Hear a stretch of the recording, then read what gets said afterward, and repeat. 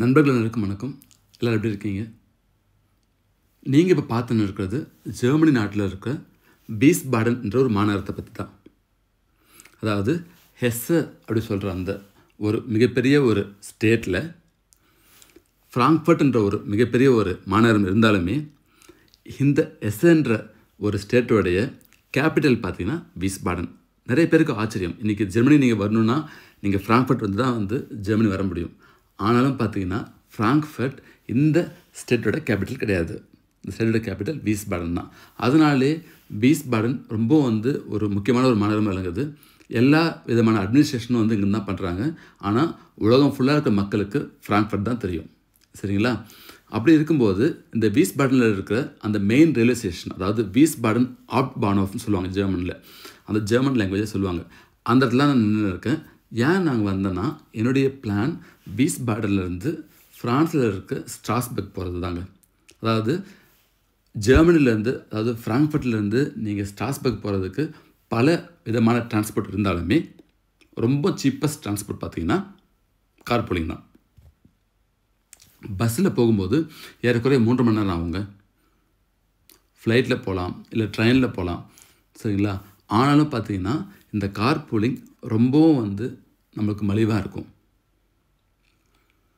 நினச்ச இடத்துல நிறுத்தி நம்ம காஃபி குடிக்கலாம், இல்லை பிரேக் எடுத்துக்கலாம்.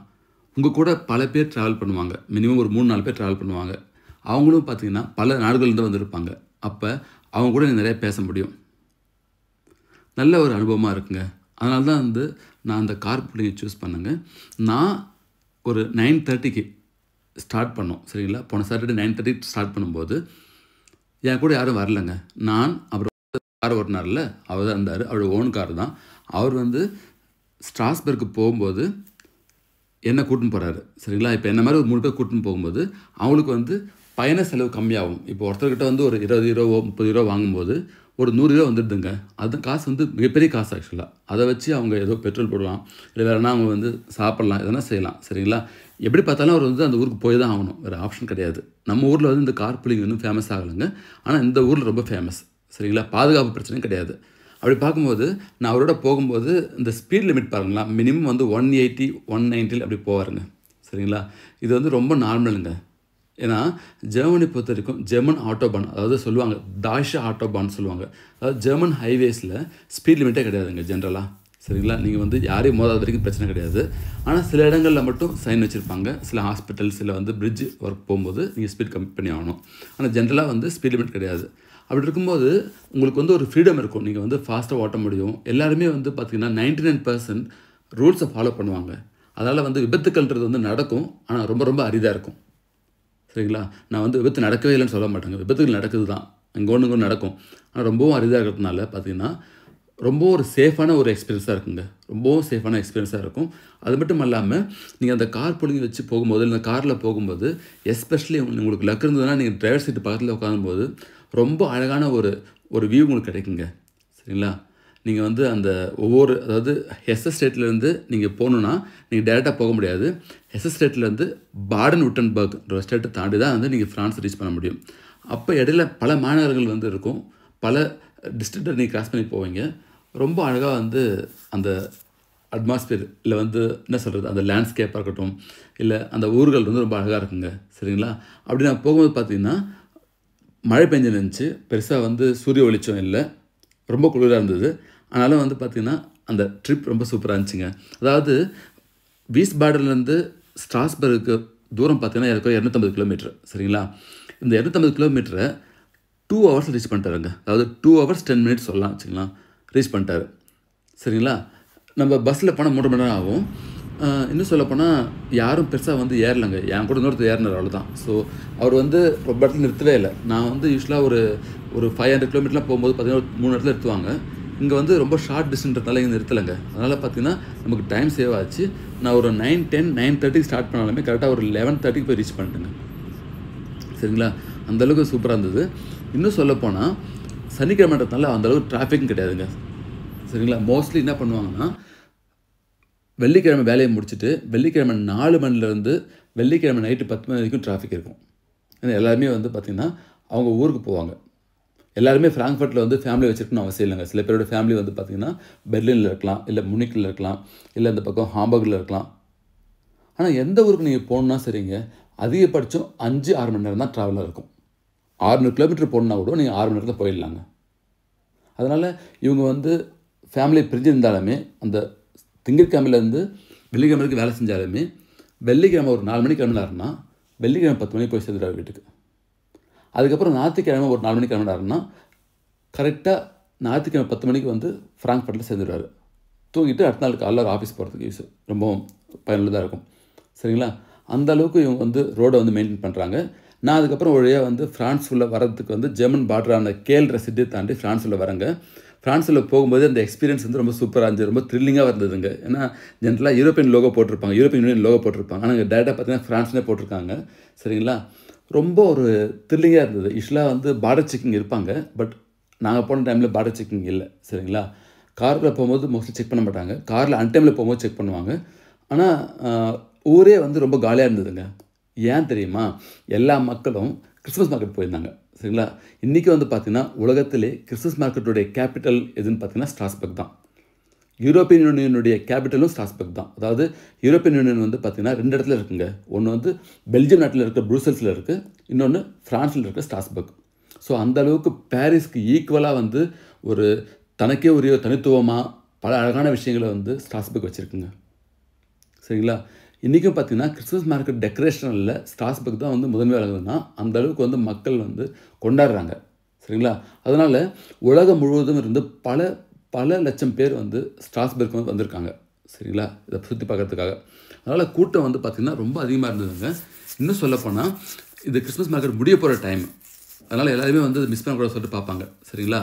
நான் வந்து ஸ்ட்ராஸ்பர்க் இது வரைக்கும் 2 தடவை போயிருக்கேன், 2 டைம்ஸ் போயிருக்கேன். கடைசியாக நான் போனது பார்த்திங்கன்னா 2014 போயிருந்தேங்க. ஆனாலும் பார்த்திங்கன்னா அதுக்கு 10 வருஷம் கழிச்சு போகும்போதும் இன்னுமே அழகாக இருக்குங்க. சில மாநகரங்கள் சொல்லப்போனால் சில மாநகரங்கள் வந்து அது பெர்லினாக இருக்கட்டும், இல்லை பாரிஸாக இருக்கட்டும், இல்லை நியூயார்க்காக இருக்கட்டும், இல்லை ஸ்ட்ராஸ்பர்க், இதெல்லாம் பார்த்திங்கன்னா நீங்கள் எத்தனை தடவை போனாலும் உங்களுக்கு சலிப்பு வராதுங்க. அந்த அளவுக்கு அழகாக இருக்கும். இங்கே கூட பார்த்திங்கன்னா இந்த ஆறு பாருங்கள், ரொம்ப க்ளீனாக மெயின்டைன் பண்ணுறாங்க. அதாவது ஆறை வந்து யாரும் கடலில் கும்புறது கிடையாது, ஆனால் ஆறை வந்து ஆறாக இருக்குது. சரிங்களா? யாரும் வந்து குப்பை தொட்டி வந்து போய் அதை போகிறது கிடையாதுங்க. சரிங்களா? கம்பெனி வேஸ்ட் வந்து பண்ணுறது கிடையாது. அதனால் வந்து பார்த்திங்கன்னா மக்கள் வந்து சுகாதாரமாக இருக்கிறாங்க. இங்கே வந்து நாமளாக இவங்களுடைய ஆயுட்காலமே பார்த்திங்கன்னா மினிமம், அதாவது குறைந்தபட்சம் 80 வயசுங்க. 80-85 வருஷம் வந்து நல்லா இருக்கான முக்கிய காரணம் பார்த்திங்கன்னா அவங்க வந்து தண்ணீர் நிலைகளை வந்து மாசுபடுத்துறது கிடையாது, காற்று மாசுபடுத்துறது கிடையாது, மரங்களை வெட்டுறது கிடையாதுங்க. இன்றைக்கி நீங்கள் ஃப்ராங்க்ஃபர்ட்டில் பார்த்திங்கன்னா ஃப்ராங்க்ஃபர்ட்டில் மிகப்பெரிய கார்டு இன்றைக்கி மெயின்டைன் பண்ணுறாங்க. சரிங்களா? ஸோ அந்தளவுக்கு வந்து ஸ்ட்ராஸ்பர்க் ரொம்ப அழகாக இருந்ததுங்க. இன்னும் சொல்லப்போனால் எனக்கு வந்து ரொம்ப ஒரு எக்ஸைட்டிங்காக இருந்தது. அன்ஃபார்ச்சுனேட்லி என்னுடைய ஃபேமிலியை வந்து கூட்டின்னு போக முடியலங்க. ஃபேமிலி வந்து வரத்துக்கு கொஞ்சம் டைம் ஆகுது. ஆனால் பார்த்திங்கன்னா நெக்ஸ்ட் இயர் நான் பிளான் பண்ணுவோம். ஸோ ரொம்ப வந்து அழகாக இருந்ததுங்க. ரொம்ப பீஸ்ஃபுல்லாக இருந்தது. எதுவும் சத்தம் எதுவும் கிடையாது. மக்கள் வந்து உலகம் ஃபுல்லாக இருந்து வர்றதுனால டூரிஸ்ட் ஸ்பாட்டுன்றதுனால பார்த்திங்கன்னா நிறையா போலீஸ் இருந்தாங்க. நிறையா வந்து பாதுகாப்பு பிரச்சனைகள் எதுவும் இல்லாமல் பார்த்துக்கணும்னு சொல்லிட்டு நிறையா வந்து மெனக்கெட்டு இருந்தாங்க. ஆனாலும் பார்த்திங்கன்னா ரொம்ப நல்லா இருந்ததுங்க. இப்போ நீங்கள் பார்க்குற சர்ச் பார்த்திங்கன்னா ரொம்ப ஒரு பழமையான சர்ச். கிறிஸ்மஸ் டைமில் நம்ம ஊர் மாதிரி வந்து பெருசாக டெக்கரேஷன்லாம் பண்ணலங்க. அந்தளவுக்கு இவங்க எதுவும் பெருசாக பண்ண மாட்டாங்க சர்ச் உள்ள. ஆனாலும் பார்த்திங்கன்னா நீங்கள் உள்ளே வந்து ஒரு 10 நிமிஷம் நீங்கள் வந்து தியானம் பண்ணும்போது ரொம்ப நல்லாயிருக்கும். நீங்கள் வந்து கிறிஸ்டினாக இருக்கணும்னு அவசியம் இல்லை. எல்லாருமே வந்து உள்ளே வந்து ஒரு 10 நிமிஷம் அதை சுற்றி பார்த்துட்டு இதனுடைய ஆர்கிடெக்சர் வந்து பார்ப்பாங்க, எப்படி கட்டிருக்காங்கன்னு சொல்லிட்டு பார்க்கும்போது ரொம்ப நல்லாயிருக்கும். இன்னும் சொல்லப்போனால் இருக்கிற பல சர்ச்சஸ் பார்த்திங்கன்னா ஏறக்குறைய 500 வருஷம் 1000 வருஷம் பழமையான சர்ச்சை தான் இருக்குங்க. சரிங்களா? ஆனால் இன்றைக்கும் வந்து சரி அந்தளவுக்கு வந்து அதனுடைய தரம் வந்து எப்பவுமே வந்து மேம்பட்டு இருக்குது. ஸோ நான் வந்து இங்கே ஒரு 10 நிமிஷம் இருந்துட்டு கொஞ்சம் மைண்ட் ரிலாக்ஸ் பண்ணலான்னு சொல்லிட்டு இருந்துட்டு ப்ரே பண்ணிவிட்டு அதுக்கப்புறம் நான் கிளம்பி போனேன். அதாவது என்னுடைய நோக்கம் பார்த்திங்கன்னா கிறிஸ்மஸ் மார்க்கெட் பார்க்கணும் தான் வந்தாங்க. அதனால் அதை பார்க்க வரும்போது தனியாக வந்து இதை வந்து பார்க்க வர முடியாது இல்லைங்களா? அதனால் சர்ச்சஸும் பார்க்கலான்னு சொல்லிட்டு நான் உள்ளே போயிருந்தேன். ரொம்ப நல்லா இருந்தது. அதாவது அந்த ஆல்டர் இருக்குல்ல, பலிபீடத்தில் இயேசுநாதருடைய பிறப்பிலிருந்து அவருடைய இறப்பு வரைக்கும், அவருடைய உயிரோடு எழுந்து பரத்துக்கு போனது அந்த நிகழ்வு வரைக்கும் வந்து பார்த்திங்கன்னா முக்கியமான நிகழ்வுகளை வந்து அழகாக வந்து பெயிண்டிங் பண்ணியிருந்தாங்க. ரொம்ப நல்லா இருந்ததுங்க. சரிங்களா? இந்தியாவில் வந்து நீங்கள் பார்த்துருப்பீங்க. பட் இங்கே வந்து பார்த்திங்கன்னா இந்த ஊர் கலாச்சாரத்தை பின்பற்றி, இந்த ஊர் கலாச்சாரம் பண்பாடு அவங்களுடைய கலை வந்து கொஞ்சம் வித்தியாசமாக இருக்கிறதுனால கொஞ்சம் அவனுடைய ஆர்ட் வந்து வித்தியாசமாக இருக்கும். அந்த ட்ராயிங் வந்து வித்தியாசமாக இருக்கும். ஒரே மாதிரி இருக்கணும் அவசியம் இல்லைங்க. ஆனாலும் பார்த்திங்கன்னா உங்களுக்கு புரியும். சரிங்களா? பார்க்கும்போது உங்களுக்கு வந்து புரியும். நிறைய பேர் வந்து டூரிஸ்ட் வந்திருந்தாங்க. வந்து இந்த இடத்துல வந்து சுற்றி பார்த்துட்டு வீடியோ எடுத்துகிட்டு ஃபோட்டோ எடுத்துகிட்டு போனாங்க. அதை தாண்டி பார்த்திங்கன்னா இந்த ஸ்ட்ராஸ்பர்க்கில் பல அழகான இடங்கள் இருக்குங்க. அதாவது நீங்கள் வந்து இந்த ஸ்ட்ராஸ்பர்கை ஒரு நாளில் பார்க்க முடியாது. மினிமம் வந்து உங்களுக்கு ஒரு வாரம்னாச்சும் வேணும். நான் வந்து ஒரு நாள் தான் பார்த்தேன். அது தப்பு தான். ஆனால் பல அழகான இடங்கள் இருக்குதுங்க. மினிமம் ஒரு வாரம் நீங்கள் வந்து செலவு பண்ணால் மட்டும்தான் ஸ்ட்ராஸ்பர்க்ன்ற ஒரு மாநகரத்தை நீங்கள் முழுமையாக சுற்றி பார்க்க முடியுங்க.